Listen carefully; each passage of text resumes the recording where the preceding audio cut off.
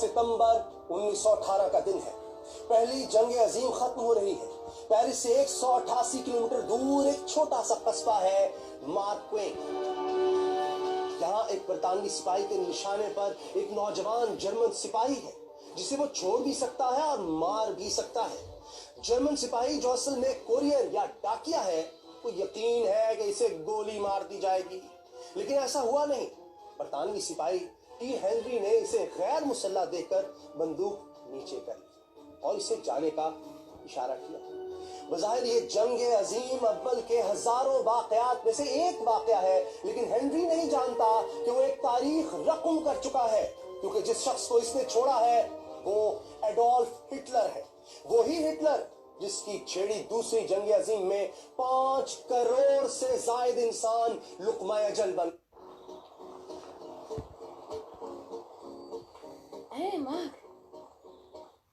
गए।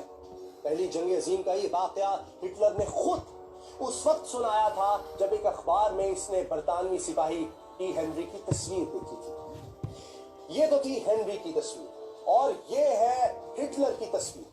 ये बड़ी बड़ी मूंछों वाला हिटलर पहली जंग अजीम के दौरान बेल्जियम और फ्रांस के महाज पर कोरियर यानी डाकिये की खिदमत सरंजाम दे रहा था। जब बरतानी फौज ने जर्मनों के खिलाफ जहरीली गैस इस्तेमाल की तो इससे बचने के लिए सबने मास्क चढ़ा लिए, लेकिन हिटलर के लिए यह मसला खड़ा हो गया कि इसकी मूंछें मास्क से बाहर रह जाती थी। चुनांचे हिटलर ने मास्क के साइज के हिसाब से मूंछें कटवा ली और यूं हिटलर का वो चेहरा सामने आया जिससे वो आज भी पहचाना जाता है। पहली जंग अजीम के एक ऐसे ही कीमियाई गैस के हमले में हिटलर की आंखें भी शदीद मुतासिर हुई और वो अंधा हो गया, लेकिन इलाज के बाद हिटलर की आंखों की रोशनी लौट आई। आंखों की रोशनी तो लौट आई, लेकिन अब इन आंखों में जर्मनी के दुश्मनों से इंतकाम की आग सुलग रही थी। हिटलर की पैदाइश और परवरिश जर्मनी के हमसाया मुल्क ऑस्ट्रिया में हुई थी, लेकिन जंग के बाद से वो पक्का जर्मन बन चुका था। वो बचपन में मुसव्विर बनना चाहता था, लेकिन अब इसने ये ख्याल छोड़ दिया और तय किया कि वो शिकस्त का बदला लेकर रहेगा, खा इसके लिए पूरी दुनिया से टकराना पड़ जाए। हिटलर ने अपनी सियासी जिंदगी की इब्तिदा एक छोटी सी गैर मारूफ सियासी पार्टी से की। इस पार्टी का नाम था जर्मन वर्कर्स पार्टी। ये वही जर्मन पार्टी है जो बाद में नाजी पार्टी के नाम से जानी गई। ये पार्टी पहली जंग अजीम में शिकस्त खुर्दा और इंतकामी जहन रखने वाले जर्मन शहरियों और साबिक फौजियों ने बनाई थी, क्योंकि पहली जंग अजीम के बाद बरतानिया और फ्रांस ने जर्मनी से वो इलाके छीन लिए थे जो सदियों से इसकी सल्तनत में शामिल थे। यही नहीं, जर्मनी को मजबूर किया गया कि इस जंग में फ्रांस समेत आलमी ताकतों का जो नुकसान हुआ है इसका हर्जाना भी अदा करे। हर्जाने की रकम 96,000 टन सोने के बराबर बनती थी। जी हाँ, 96,000 टन सोने के बराबर। ये जर्मन कौम के लिए बड़ी जिल्लत थी और चूंकि नाजी पार्टी शिकस्त के बाद जर्मनी पर मुसल्लत करदा शराइत के खिलाफ थी, इसलिए आवाम में मकबूल थी। हिटलर इस पार्टी में प्रोपेगेंडे का इंचार्ज बना था, लेकिन 1921 में इसे पार्टी ने सरबराह मुंतखब कर लिया। दिलचस्प बात यह है कि हिटलर पहले पार्टी का सरबराह बनने से इनकार करता रहा था, लेकिन जब इसने पार्टी का सवाल देखा तो क़यादत संभालने की हामी भर ली। पार्टी हेड बनने के बाद हिटलर ने पार्टी का निशान भी खुद मुंतखब किया। ये निशान असल में हिंदुस्तान में इस्तेमाल होता था और अब भी होता है। हिंदू, बुद्ध मत और जैन मत के पैरोकार इसे रूहानियत की अलामत मानते थे। संस्कृत में इसका मतलब है फलाह या वेलफेयर। हिटलर के दौर में ये निशान यूरोप में खुशकिस्मती की अलामत के तौर पर भी आम इस्तेमाल होता था। बड़ी बड़ी कंपनियां स्वास्टिका पर अपने इश्तिहार बनाती थी और जानते हैं हिटलर ने इसे अपनी पार्टी का निशान क्यों बनाया? इसकी बहुत दिलचस्प वजह है। असल में जर्मन समझते थे कि हिंदुस्तानी और जर्मन कौमें एक ही नस्ल यानी आर्याई नस्ल से ताल्लुक रखती हैं। हिटलर स्वास्टिका को आर्या नस्ल की अलामत समझता था, तो हिटलर ने इसे नाजी पार्टी का निशान बना लिया। लेकिन यह अलमिया ही है कि जो निशान रूहानियत, फलाह और खुशकिस्मती की अलामत था, इसे हिटलर ने दुनिया में तबाही और दहशत की अलामत बना दिया। नाजी पार्टी मकामी सतह की पार्टी थी, लेकिन जब पहली जंग अजीम का हीरो साबिक जनरल एरिक लॉडेनडॉर्फ भी इसमें शामिल हो गया तो पार्टी में गोया जान पड़ गई। लॉडेनडॉर्फ जर्मन फौजों का टॉप कमांडर था और इसने पहली जंग अजीम में रूसी फौजों को धूल चटाई थी, मगर जब बरतानवी फौज मैदान में आई तो लॉडेनडॉर्फ हार गया।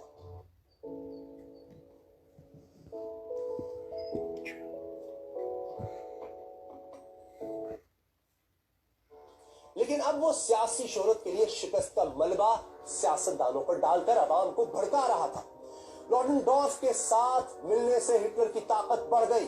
वो जर्मनी में इंकलाब लाना चाहता था। इसके लिए 1921 में इसने ऐसे के नाम से एक तंजीम कायम की। इस तंजीम के जर्मन नाम का मतलब था अटैक डिवीजन, और इसके कारकुन ब्राउन शर्ट्स पहनते और स्ट्रॉन्ग ट्रूपर्स कहलाते थे। इसके कारकुनों से हलफ लिया गया था कि वो हिटलर के नाम पर कट मरेंगे। अगले साल 1922 में इटली में मुसोलिनी कामयाब हुआ तो हिटलर को लगा वो भी ऐसी ही कामयाबी हासिल कर सकता है। अब हिटलर इंकलाब का मौका ढूंढ रहा था और ये मौका इसे रोहर ने फराहम किया। रोहर जर्मनी का एक इलाका है जो बर्लिन के मगरब में नीदरलैंड की सरहद पर वाक़ है। इस इलाके में कोयले की कानें और फौलाद की फैक्ट्रियां हैं। जर्मनी जब आलमी ताकतों को हर्जाने की रकम अदा न कर सका तो फ्रांस और बेल्जियम ने जनवरी 1923 में रोहर पर कब्जा कर लिया।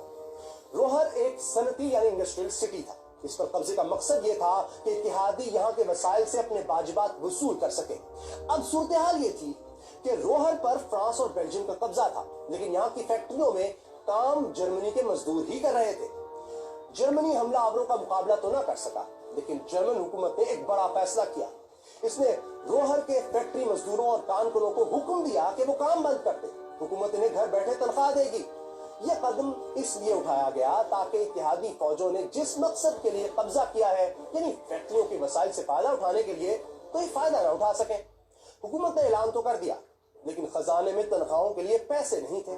चुनांचे हुकूमत ने धड़ाधड़ करेंसी नोट छापे, जिसका नुकसान ये हुआ कि जर्मन करेंसी की वैल्यू गिरते गिरते 2 कौड़ी की हो गई। करेंसी की वैल्यू इतनी गिरी कि 1923 में जर्मनी में एक डबल रोटी 2 अरब मार्क की मिलने लगी। लोग ब्रेड लेने के लिए बेकरी जाते तो थैले भर कर नोट साथ ले जाते। करेंसी के बहरान का नतीजा यह निकला कि जिन लोगों ने उम्र भर की मेहनत से 10-20 लाख मार्क जमा किए थे, इनकी बचत तकरीबन सिफर हो गई। बैंकों में पड़े अरबों करेंसी नोट तकरीबन बेकार हो गए और चंद दिनों में अरबपति तखपति हो गए। जर्मन करेंसी इतनी बेतौकी हुई कि लोग मौसम सरमा में गैस और लकड़ी बचाने के लिए आतिशदानों में करेंसी नोट जलाने लगे थे। तो ये था वो जर्मनी जिसमें अब वो हालात पैदा हो चुके थे जो इंकलाब और इंकलाबी लीडर को जन्म देते हैं। एक ऐसी क़यादत का खला था जिस पर जर्मन अवाम यकीन करे कि वो इन्हें इस अंधेरे से निकालेगा। ऐसे खला को अमूमन 2 अशखास पुर करते हैं, एक स्टेट्समैन या दूसरे जज्बाती इंकलाबी लोग। तो जर्मनी की ये किस्मत ही थी कि उस वक्त जर्मनी में इस खला को करिश्माती शख्सियत वाले एडोल्फ हिटलर ने पुर करना शुरू कर दिया। वो स्टेट्समैन था या एक जज्बाती इंकलाबी, इसका फैसला आप खुद कीजिए। Why did you get dressed early in the morning in clothes that you buy just for work, fighting through traffic jams and उस वक्त तक हिटलर अपनी तंजीम ऐसे को मुसल्लह करने का काम मुकम्मल कर चुका था। अब इसकी तंजीम एक आम सियासी जमात नहीं बल्कि एक इंकलाबी सियासी जमात बन चुकी थी। सिर्फ म्यूनिख शहर में इसके 3000 सिपाही थे। हिटलर ने मुसोलिनी से मुतासर होते हुए इंकलाब के बाकायदा ऐलान का फैसला किया और इसके लिए इसने म्यूनिख के बेयर हॉल का इंतखाब किया। मुसोलिनी की कहानी हम आपको वो कौन था सीरीज की दूसरी किस्त में दिखा चुके हैं। 8 नवंबर 1923 हिटलर पिस्तौल लहराता हुआ बेयर हॉल में दाखिल हुआ और शहर पर नाज़ी हुकूमत के क़याम का ऐलान कर दिया। ऐलान के अगले रोज वो अपने हजारों मुसल्लह कारकुनों के साथ शहर के मरकज पर कब्जे के लिए आगे बढ़ा। हिटलर को तवक्को थी कि इस कार्रवाई से इसे भी मुसोलिनी की तरह मकबूलियत और हुकूमत मिल जाएगी, लेकिन ये हिटलर की खाम ख्याली साबित हुई। मरकज में जमा होते नाजियों पर जर्मन पुलिस ने फायर खोल दिया। जवाब में नाजी कारकुनों ने भी फायरिंग शुरू कर दी। कुछ देर ही जारी रहने वाले इस मुकाबले में 14 नाज़ी पुलिस वाले पुलिस के हाथ रहा। यूं हिटलर के इंकलाब की पहली कोशिश, या आप इसे बगावत भी कह सकते हैं, ये नाकाम हो गई। हिटलर के ज्यादातर साथी पकड़े गए। हिटलर फरार होने में कामयाब रहा, लेकिन 2 रोज बाद इसे जर्मन पुलिस ने ढूंढ निकाला और जेल में डाल दिया। इस बगावत में पहली जंग अजीम का जर्मन हीरो एरिक लॉडेनडॉर्फ हिटलर के साथ था।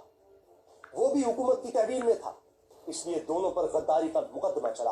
लॉडेनडॉर्फ तो साबिक जर्नैल और बहुत असर और रसूख वाला शख्स था। वो अपने ताल्लुकात और शोहरत की बुनियाद पर बच निकला। हिटलर को 5 साल कैद की सजा हुई, लेकिन अच्छे चाल चलन और नाजी पार्टी के दबाव पर इसे 9 माह बाद ही रिहा कर दिया गया। जेल में ही हिटलर ने अपनी किताब माइन कैंप्फ लिखी, जिसका मतलब है मेरी जिद्दोजहद। ये किताब हिटलर के मुस्तकबिल के अज़ाइम की एक झलक पेश करती है। किताब में हिटलर ने जर्मन आर्या नस्ल को आला नस्ल के तौर पर पेश किया था, जबकि इस बात पर जोर दिया था कि बाकी दुनिया के इंसान जर्मनों से कम दर्जे के हैं और दुनिया के मसाइल इसी सूरत हल हो सकते हैं जब आलमी हुकूमत जर्मनों के हाथ में हो। इसी किताब में इसने यहूदियों को जर्मनी के जवाल की वजह करार दिया था। इसकी कैद के दौरान जर्मनी के हालात बेहतर नहीं हुए थे, बल्कि खराब से खराब तर ही होते जा रहे थे। और हिटलर ने चूंकि निजाम के खिलाफ बगावत की थी, इसलिए वो कैद के दौरान पूरे मुल्क में मशहूर हो चुका था। लेकिन इसी दौरान नाकाम बगावत से इसने सबक सीख लिया था कि जर्मनी में इंकलाब बुलेट से नहीं बैलेट से लाना आसान है। चुनांचे जेल से निकलते ही इसने पार्टी को इलेक्शन के लिए तैयार करना शुरू कर दिया। इस दौरान वो मसला भी हल हो चुका था जिसने हिटलर को बगावत की राह पर चढ़ाकर जेल पहुंचाया था, यानी फ्रांस और बेल्जियम ने रोहर खाली कर दिया था। और इसकी वजह थी अमेरिका। जी हाँ, अमेरिका ने जर्मनी को अमेरिकी गारंटी मिलने के बाद फ्रांस और बेल्जियम खुद ही पीछे हट गए। इन हालात में हिटलर इंतखाबी मैदान में उतरा तो इसे पार्टी प्रोपेगेंडा चलाने के लिए काबिल शख्स की जरूरत महसूस हुई, और इसकी नजर में यह काबिल शख्स था गोएबल्स। गोएबल्स के पांव पोलियो की वजह से बचपन से ही टेढ़े थे और वो लंगड़ा कर चलता था, लेकिन प्रोपेगेंडे का मास्टर था। ये वही गोएबल्स है जो कहता था झूठ इतना ज्यादा और मुसलसल बोलो कि सच लगने लगे।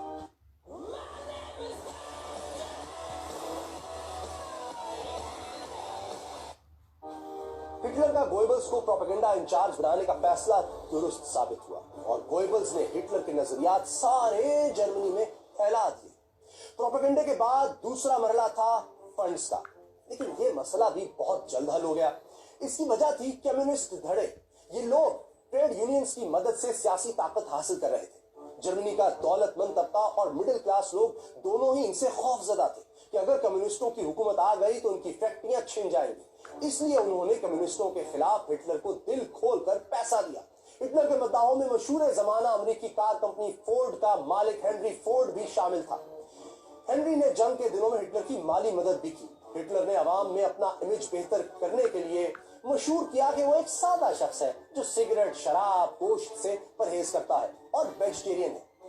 हिटलर के खौफ से नाजी अफसर छुप कर सिगार पीते थे। ये और बात है कि हिटलर खुद छुप कर इफ्यून का नशा करता रहा, लेकिन हिटलर का अवामी इमेज, गोएबल्स का प्रोपेगेंडा और दौलतमंद तबके की फंडिंग भी काम न आई।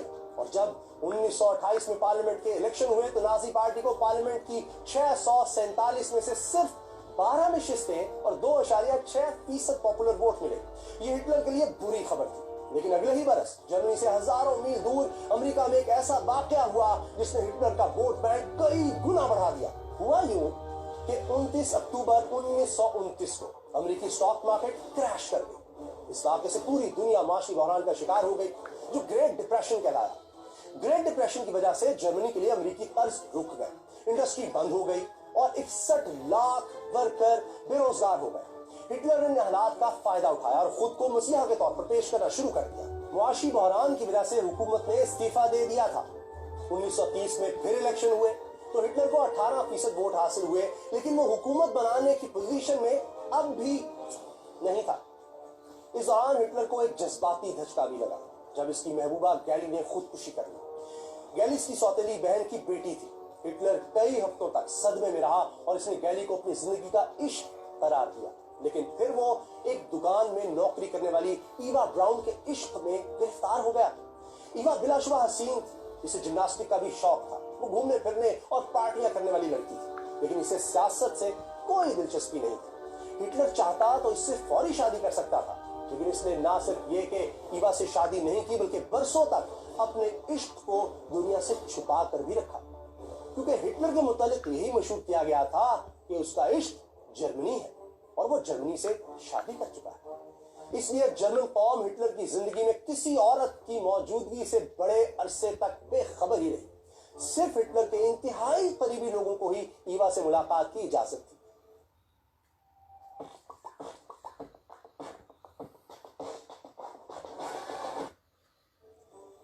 की जज्बाती जिंदगी की तरह इसकी सियासी जिंदगी में भी एक आर्जी रुकावट आई और इस रुकावट का नाम था वॉन हिंडनबर्ग। जर्मनी का 85 साला बूढ़ा सदर हिंडनबर्ग पहली जंग अजीम में जर्मन फौज का सरबराह रह चुका था और अवाम में इसे देवता जैसा एहतराम हासिल था। ये बूढ़ा सदर हिटलर को खतरनाक समझता था और किसी सूरत इसे चांसलर यानी वजीर आजम बनाने के लिए तैयार नहीं था।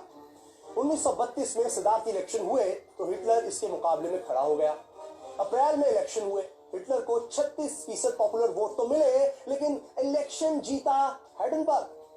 उधर मुआशी बहरान की शिद्दत के बायस दूसरा चांसलर भी मुस्ताफी हो गया। जुलाई 1932 में फिर पार्लियामेंट के इलेक्शन हुए तो नाजियों ने 230 सीटें जीती लेकिन बूढ़े सदर ने फिर भी हिटलर को चांसलर नहीं बनाया, लेकिन जिसे बनाया वो भी नाकाम रहा और नवंबर में फिर इलेक्शन कराना पड़ा। इस बार नाजियों की सीटें कम होकर 196 रह गई। ताम पार्लियामेंट में अब भी इनकी अक्सरियत थी लेकिन बूढ़ा सदर डटा हुआ था और हिटलर को चांसलर बनाने पर तैयार नहीं था। उस वक्त जो शख्स जर्मनी का चांसलर था इसका नाम था फ्रांस वॉन पिपिन। नया चांसलर भी मुल्क के हालात ठीक न कर सका। बिगड़ते हालात देखकर पिपिन की हिम्मत जवाब दे रही थी। पिपिन सोचने लगा कि अब हिटलर को चांसलर बना देना चाहिए। इसने सदर को कायल करने के लिए लॉबिंग शुरू कर दी। सदर का एक ही एतराज था कि हिटलर हुकूमत में आ गया तो इसे डिक्टेटर बनने से कौन रोकेगा। आखिर बहसों मुबाहिसे के बाद तय पाया कि हिटलर जर्मनी का चांसलर और पिपिन वाइस चांसलर होगा ताकि हिटलर को डिक्टेटर बनने से रोका जा सके। इस फार्मूले के तहत 30 जनवरी 1933 को हिटलर को चांसलर बना दिया गया और पिपिन को वाइस चांसलर। लेकिन हिटलर के चांसलर बनने से सिर्फ एक माह पहले एक 52 साला यहूदी हालात को भांपकर चुपके से मुल्क से निकल गया था। ये वही शख्स था जिसे बाद में इसराइल का सदर बनने की भी पेशकश की गई लेकिन इसने शुक्रिया के साथ इसे ठुकरा दिया। ये 20वीं सदी का सबसे बड़ा साइंसदान था और इसका नाम था एल्बर्ट आइंस्टाइन। हिटलर ने चांसलर बनने के 4 हफ्तों के बाद फिर पार्लियामेंट के इलेक्शन का ऐलान कर दिया क्योंकि वो अपनी नशिस्तें बढ़ाना चाहता था। इलेक्शन की तैयारियां जारी थी कि 27 फरवरी को जर्मन पार्लियामेंट की इमारत को आग लगा दी गई।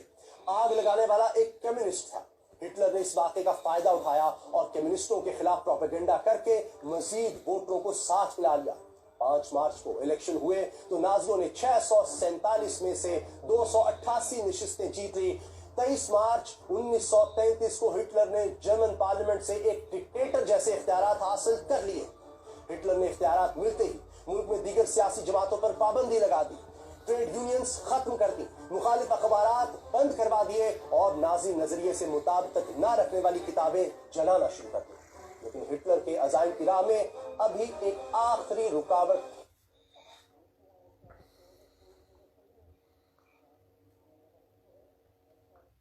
बाकी थी।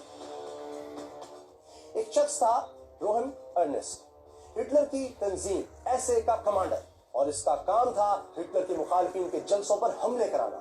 ये हिटलर का साथी था लेकिन हिटलर को अब इससे ज्यादा जरूरत जर्मन फौज की थी और जर्मन फौज इस शख्स से बहुत बदजन थी क्योंकि जर्मन जर्नैलों को लगता था कि रोहन एसए की मदद से मुल्क पर कब्जा करना चाहता है, इसलिए वो रोहन को हर सूरत रास्ते से हटाना चाहते थे। हिटलर ने जर्नैलों को साथ मिलाने के लिए रोहन को हटाने का मंसूबा बना लिया। 30 जून 1934 की रात हिटलर के जाती गार्ड्स जो एसएस कहलाते थे और ब्लैक शर्ट्स पहनते थे, उन्होंने रोहन अर्नेस्ट समेत 400 लोगों को कत्ल कर दिया। ये कत्ल होने वाले वो लोग थे जिन्हें हिटलर नापसंद करता था या जिन्हें फौज अपने लिए खतरा समझती थी। इस रात को night of the long knifes यानी लंबे चाकुओं की रात कहा जाता है।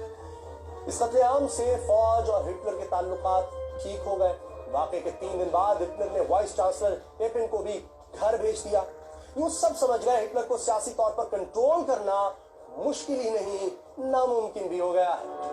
रोहन को रास्ते से हटाने के बाद भी हिटलर ने एसए को खत्म नहीं किया बल्कि इसे नए कमांडरों के जरिए चलाता रहा। एसए की खुफिया पुलिस जो गेस्टापो कहलाती थी वो हिटलर के मुखालिफिन को कुचलने के लिए सबसे मुतहरिक और बदनाम थी। 1934 में हिंडनबर्ग की मौत के बाद हिटलर जर्मनी का सदर भी बन गया और फौज का कमांडर इन चीफ भी।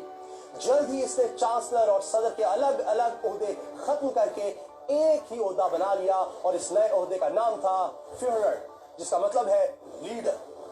मुखालिफ पार्टियों पर पाबंदी लग चुकी थी, पार्लियामेंट इसे सारे इख्तियारात सौंप चुकी थी, अब इलेक्शन की जरूरत थी ना पार्लियामेंट की।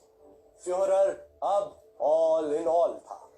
हिटलर के हुक्म पर तमाम अदालतों और पुलिस को नाजी पार्टी के कंट्रोल में दे दिया गया। जजों को हिटलर से वफादारी का खुसूसी हलफ भी उठाना पड़ता था।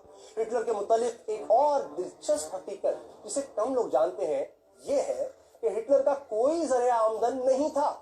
वो पार्टी फंड से गुजारा करता था। हुकूमत संभालने के बाद इसने तमाम सरकारी इदारों के लिए अपनी किताब माइन कैम्प खरीदना लाजमी कर दिया।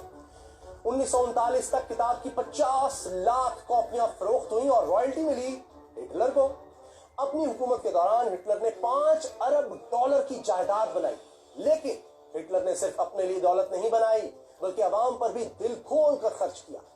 इसने स्कूलों और अस्पतालों समेत बेशुमार मंसूबे शुरू किए और किसानों को सब्सिडीज दी। हिटलर की हुकूमत के इब्तदाई बरसों में ही यहूदियों को छोड़कर जर्मनी में कोई बेरोजगार नहीं रहा था। इस खुशहाली ने जर्मन अवाम को हकीकतन हिटलर का दीवाना बना दिया था और यही वो बात थी जो हिटलर की असल कामयाबी की वजह बनी। बहरहाल दौलत और इख्तियार हासिल करने के बाद जब जर्मनी में हिटलर का कोई सियासी मुकाबिल ना रहा तो इसने खारजा महाज पर तवज्जो दी। इसने गैर मुल्की ताकतों को हरजाने की अदायगी रोक दी, जिससे हुकूमत के पास तरक्याती कामों के लिए वाफिर पैसा आ गया। वो उस वक्त की अक़वाम मुत्तहिदा यानी लीग ऑफ नेशन से निकल गया और तमाम आलमी मुआहदे भी खत्म कर दिए। ग्रेट डिप्रेशन से संभलने की कोशिश करती हुई मगरबी ताकतें इसके खिलाफ कोई कार्रवाई न कर सकी। जर्मनी पर पहली जंग अजीम के बाद अपनी बहरी कुव्वत तैयार करने पर भी पाबंदी थी, लेकिन 1935 में हैरत अंगेज तौर पर बरतानिया ने जर्मनी को बहरी बेड़ा तैयार करने की इजाजत दे दी। इसी साल जर्मनी ने अपनी फौज की तादाद भी 5 गुना बढ़ाकर 5 लाख कर दी। 18 से 25 साल के सब जर्मनों के लिए फौजी तरबियत भी लाजमी कर दी गई। इन कामों से फारिग होकर हिटलर ने यहूदियों को कुचलना शुरू किया। पहले इसने यहूदियों के खिलाफ कानून साजी की। यहूदियों के जर्मनों से शादी, वोटिंग और मुलाजमत पर पाबंदी लगा दी गई। 1936 में बर्लिन ओलंपिक्स में भी यहूदी एथलीट्स हिस्सा नहीं ले सके, लेकिन ओलंपिक्स मुकाबलों के जरिए हिटलर दुनिया को यह तासुर देने में कामयाब रहा कि जर्मनी एक पुरान और तरक्की याफ्ता मुल्क है। जर्मनी ने 43 गोल्ड मेडल हासिल करके ओलंपिक्स में कमाल कर दिया। ओलंपिक्स के बाद भी यहूदियों के खिलाफ हिटलर के सख्त इक़दाम जारी रहे। बच्चों के निसाब में यहूदियों के खिलाफ नफरत अंगेज मवाद शामिल किया गया। बच्चों को एक खास गिरोह से नफरत करना सिखाई गई। हिटलर पर 60 लाख यहूदी कत्ल कराने का भी इल्जाम है, जिसे मगरिब में होलोकॉस्ट के नाम से याद किया जाता है।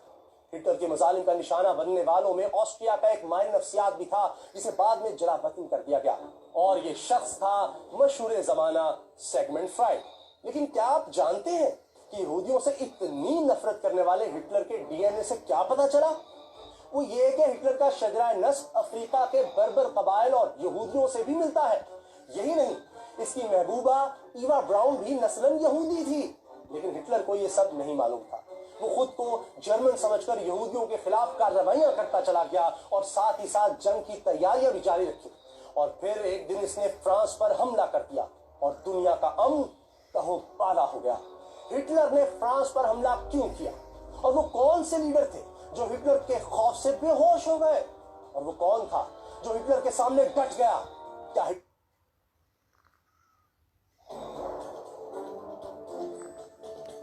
काश कोई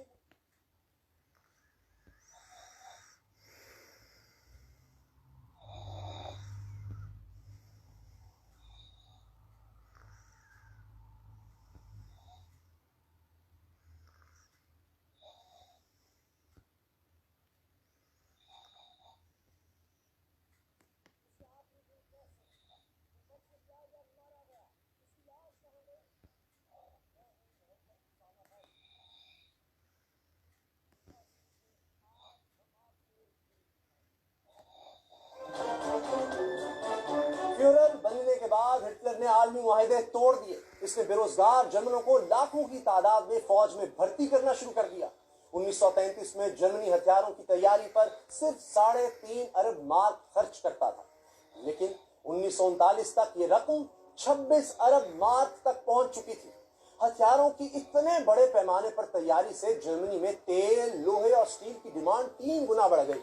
जर्मनी में इतनी मुलाजमतें पैदा हो गई कि कोई बेरोजगार ना रहा और जर्मनी की फौजी ताकत भी कई गुना बढ़ गई। यानी एक तीर से दो शिकायत। यूं जर्मनी को एक मिलिट्री मशीन में तब्दील करके हिटलर ने पहली जंग अजीम की शिकस्त का बदला लेने का मंसूबा बनाया, और इस मंसूबे का पहला मरहला था पहली जंग अजीम में जर्मनी से छीने गए इलाके वापस लेने का।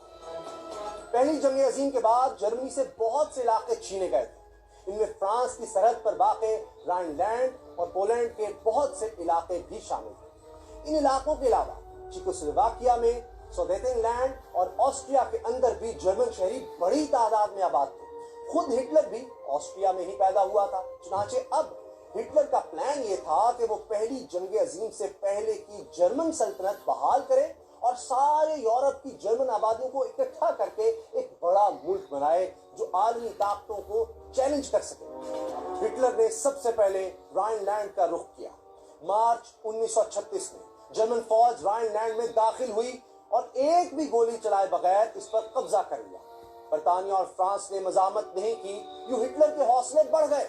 इसका अगला निशाना ऑस्ट्रिया था, लेकिन ऑस्ट्रिया की हिफाजत इटली का हुक्मरान मुसोलिनी कर रहा था। हिटलर ने इथियोपिया पर इटली के हमले की हिमायत करके मुसोलिनी को साथ मिलाया और ऑस्ट्रिया पर कब्जे की इजाजत ले ली। 1938 में जर्मन फौज ने ऑस्ट्रिया पर भी अपना परचम लहरा दिया। फिर हिटलर ने चेकोस्लोवाकिया से सुडेटेनलैंड का इलाका मांगा। इसने बरतानवी वजीर आजम नेवल चैम्बरलैन से कहा कि ये इसकी आखिरी डिमांड है, बस सुडेटेनलैंड जर्मनी को दे दे, फिर मैं कोई और इलाका नहीं मांगूंगा। चैम्बरलैन ने एक बार फिर गलती की, हिटलर की बात मान ली और ये इलाका भी जर्मनी को मिल गया। इस कामयाबी के बाद हिटलर ने बाकी चेकोस्लोवाकिया में बगावतें करवाकर इस मुल्क के टुकड़े टुकड़े कर दिए और फिर एक एक करके इन्हें हड़प कर दिया। दिलचस्प बात तो यह है कि इस दौरान हिटलर ने चेकोस्लोवाकिया के सदर डॉक्टर एमिल रिशा से मुलाकात की। हिटलर ने एमिल को इतनी धमकियां दी कि सदर साहब खौफ के मारे बेहोश हो गए और इन्हें इंजेक्शन लगाकर होश में लाना पड़ा। बहरहाल चेकोस्लोवाकिया पर कब्जे के बाद अब हिटलर ने पोलैंड की तरफ तवज्जो दी, लेकिन तब तक दुनिया हिटलर का खेल समझ चुकी थी। यह मशहूर हो चुका था कि हिटलर अपना हर वादा तोड़ देता है, इसलिए इसकी किसी बात पर यकीन ना किया जाए। बर्तानिया और फ्रांस ने पोलैंड के साथ एक फौजी मुआहदा कर लिया कि अगर जर्मनी ने इस पर हमला किया तो वो पोलैंड का साथ देंगे। पोलैंड और जर्मनी की सरहद पर हालात खराब से खराब तर होते चले गए। फिर 31 अगस्त को जर्मन फौजियों ने पोलिश शहरियों का भेष बदलकर एक जर्मन रेडियो स्टेशन पर हमला कर दिया। हिटलर ने इल्जाम लगाया कि यह हमला पोलैंड ने कराया है। अगले रोज हिटलर की 15 लाख फौज पोलैंड पर चढ़ दौड़ी। पोलैंड की भी 10 लाख फौज मैदान में निकली। ये तादाद कम नहीं थी, लेकिन जर्मन एयरफोर्स पोलिश फजाइया से 10 गुना बड़ी थी और पोलिश फौज के पास टैंक भी बहुत थोड़े थे। चुनांचे बर्तानिया और फ्रांस ने पोलैंड की मदद का फैसला कर लिया। 3 सितंबर को सुबह 9 बजे बर्तानिया और फ्रांस ने हिटलर को अल्टीमेटम भेज दिया, पोलैंड के खिलाफ जंग बंद कर दो या फिर हमारे साथ लड़ने के लिए तैयार हो जाओ। जर्मनी के पास जंग बंद करने के लिए सिर्फ 2 घंटे यानी 11 बजे तक का वक्त। 11 बज गए, कुछ नहीं हुआ। 11 बजकर 10 मिनट हो गए, कुछ नहीं हुआ। फिर 11 बजकर 15 मिनट हुए। रेडियो पर बरतानवी वजीर आजम नेवल चैम्बरलैन की आवाज गूंजी।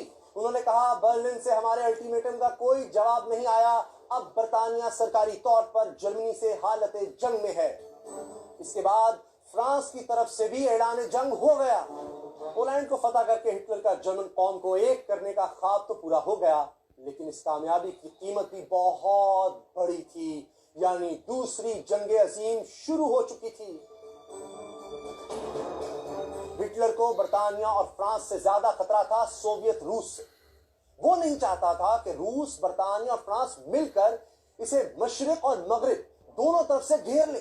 चुनांचे हिटलर ने रूसी हुक्मरान स्टालिन को लालच दिया कि अगर वो इससे 10 साल जंग ना करने का मुआहदा कर ले तो जर्मनी अपनी फतूहात से रूस को भी हिस्सा देगा। स्टालिन ने हिटलर से मुआहदा कर लिया, बल्कि वो पोलैंड के खिलाफ जंग में भी कूद पड़ा और मशरकी पोलैंड पर कब्जा कर लिया। सोवियत रूस से बेफिक्र होकर जर्मनी ने 1 साल से भी कम अरसे में हॉलैंड, नॉर्वे, बेल्जियम, लक्समबर्ग और फ्रांस पर कब्जा कर लिया। फ्रांस के दारुल हुकूमत पेरिस पर तो 10 रोज में फतह का परचम लहरा दिया गया।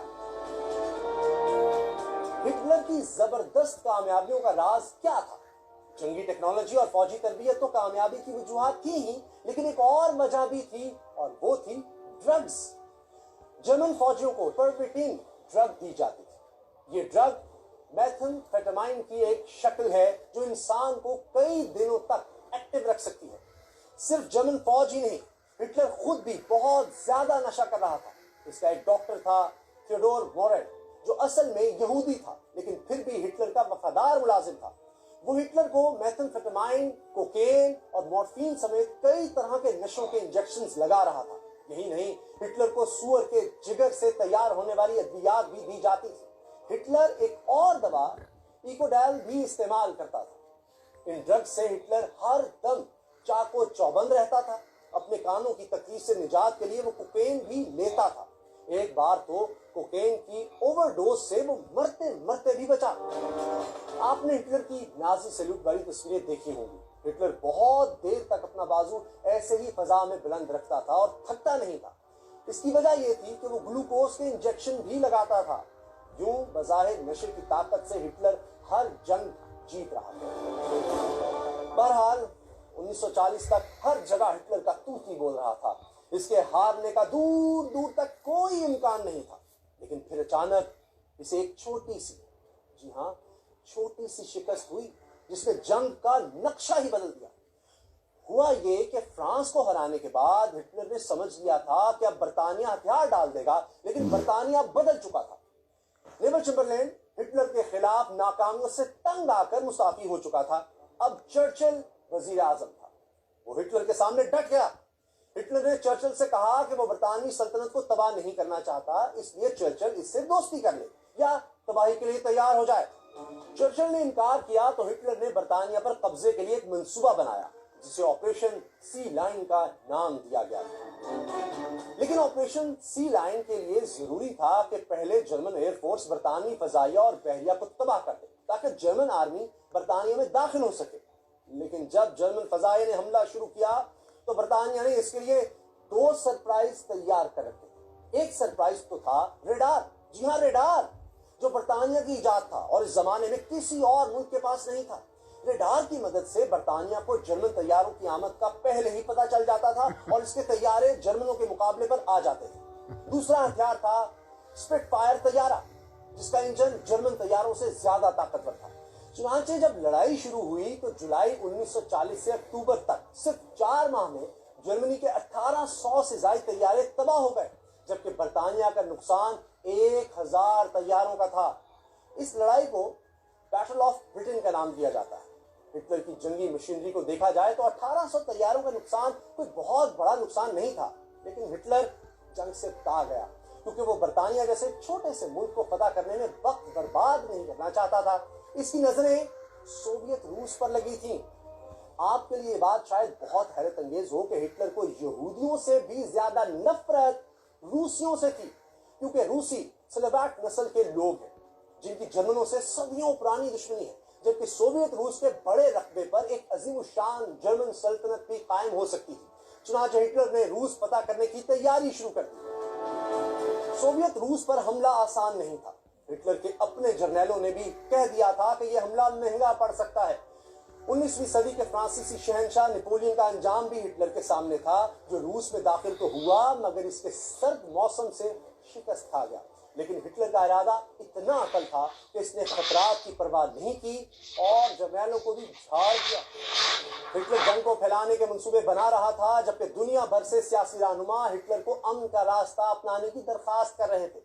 علامہ اقبال رحمۃ اللہ علیہ نے بھی اپنی وفات سے پہلے دوسری جنگ عظیم کی پیش گوئی کی تھی، جبکہ مہاتما گاندھی نے ہٹلر کو خط لکھ کر کہا کہ وہ جنگ کی بجائے امن کا راستہ اپنائے۔ انہوں نے یہ بھی لکھا کہ اگر برطانیہ نہیں تو کوئی اور طاقت تمہارے ہی ہتھیاروں سے سیکھ کر تمہیں ہرا دے گی۔ لیکن ہٹلر نے عالمی لیڈروں کے مشورے بھی نظر انداز کر دیے۔ ہٹلر نے سوویت روس پر حملے کی تیاری انتہائی خفیہ انداز میں کی، اتنے خفیہ انداز میں کی کہ اسٹالن کو کانوں کان خبر نہیں ہو سکی۔ برطانیہ نے تو اسٹالن کو خبردار بھی کیا کہ ہٹلر حملے کی تیاری کر رہا ہے، لیکن اسٹالن کے کانوں پر جوں تک نہ رینگی۔ ادھر ہٹلر کی سوویت روس سے نفرت کا یہ عالم تھا کہ اس نے اپنے جرنیلوں کے سامنے اعلان کیا کہ रूस के दारुल-हुकूमत मॉस्को को सफाए हस्ती से मिटा देगा और शहर की जगह एक झील बना देगा जिससे बिजली पैदा की जाएगी। रूस की सकाफत को खत्म कर दिया जाएगा। रूसी बच्चों को स्कूलों में सिर्फ अपने जर्मन आकाओं की ताबेदारी सिखाई जाएगी। सोवियत रूस पर हमले का बेहतरीन वक्त मौसम गर्मा था। 1941 के शुरू में हिटलर की फौजें इस जंग के लिए तैयार थीं, लेकिन इस दौरान हिटलर ने अपने दोस्त मुसोलिनी की मदद के लिए यूनान पर हमला कर दिया और साथ ही युगोस्लाविया पर भी चढ़ाई कर दी। सोवियत रूस पर हमले को 4 हफ्तों के लिए टाल दिया गया और ये 4 हफ्तों की ताखीर हिटलर को बहुत महंगी पड़ी। वर्षों बाद जब हिटलर अपने बंकर में जिंदगी के आखिरी दिन गिन रहा था तो वो चीख चीख कर कहा करता था, काश कोई मुझे वो 4 हफ्ते लौटा दे।